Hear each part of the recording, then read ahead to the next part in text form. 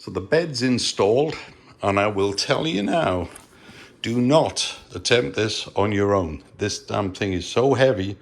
It took 3 people. We had one on either side, set the box with the bed in here. One of us on either side there, lift it up, bring it through, because you got to try and get it onto those metal pieces without crushing the tensioners if it should fall. So brought it over, laid it down. That was the easy part. That wasn't so bad. Then you've got to match up the 4 screws in each corner. So it wasn't too bad with people helping, because roughly position it over the holes, lift up one end, drop the screw in, locate the hole as it's being held up by some friends for you, and use your little hex nut, drop it down, get one in that corner, perfect.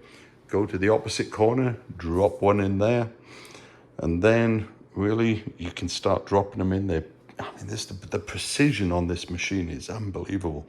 You can almost start dropping them in. They're a bit tough as they come through the metal pieces as they drop in, but once you get them through there, I mean, you can tighten them up really good and just do 4 on each one, and bed's in place. Just don't do it on your own. It's heavy. You need some friends. You don't want to drop this bugger, and you don't want to crush any of the pieces underneath. So well done there. So moving on from there, I've now got another rail to complete. So this thing here, doing what do they call it here, the X guide rail.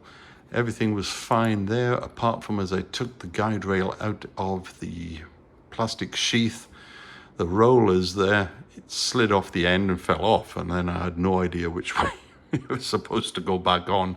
So trying to work from the diagram, and of course they've got the pieces going one way here, just trying to line it up, make sure I put it on the right way.